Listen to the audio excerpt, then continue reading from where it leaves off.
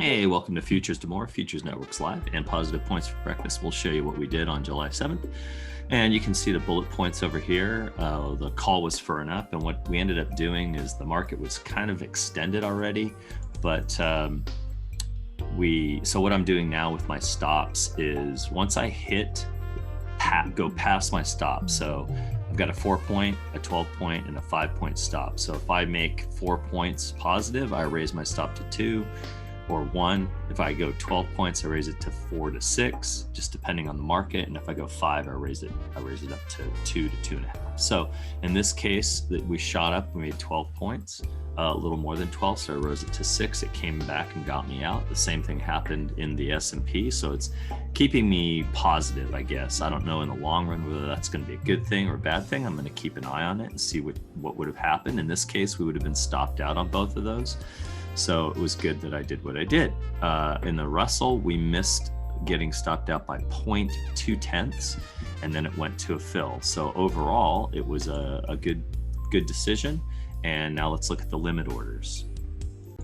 On the limit order side, you can see that I put some high limit orders. On the Russell, I used the 200 period for my first entry, and then I went up 5 points from there.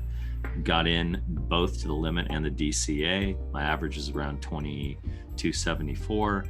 I got out for 3 points on the first 2 contracts just to keep myself safe. And then I pulled my stop down to 22.79 because I figured if it broke the fractal, it would take off.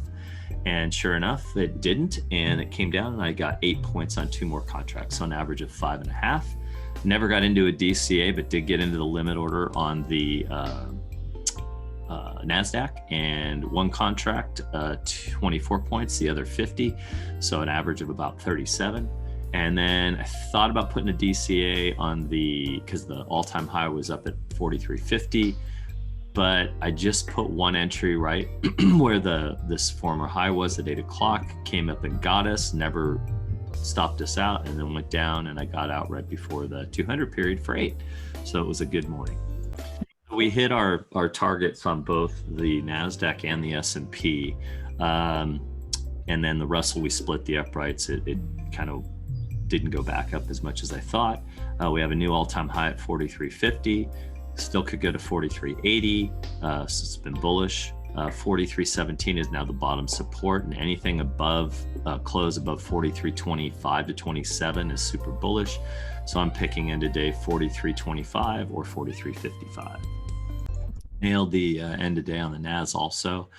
Still super bullish. You can see we're in this upper channel of the channel and well above the 10 period. So I'm just going to let the market stop us out. 14.6 in the 10 days now bottom support.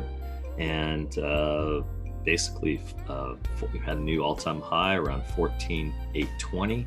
Anything closing above 725 to me, 727 is really, really nice and bullish. So I'm just looking at 14.735 or 14.842. So a new all-time high and break above it as the close. And on the Russ, we saw the reverse head and shoulders pattern. We came down and almost touched the bottom of this channel.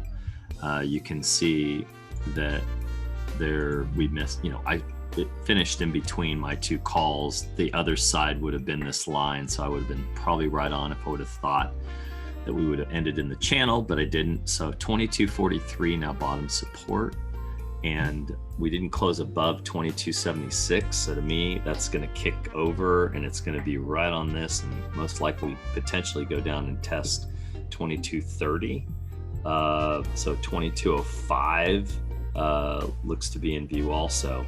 So I'm thinking end of day 22.55. So it's going to be down and then maybe go all the way down and come back up. So 22.55 or 22.87. So here we are with the totals. We got 18 points, basically a couple mods and a fill, 144 micro, 1440 mini currency units. On the limit orders, we got 50 points, 338 micro, and 3,380 mini currency units. Thanks for being a part of Futures to More, Futures Networks Live, and Positive Points for Breakfast. See you tomorrow.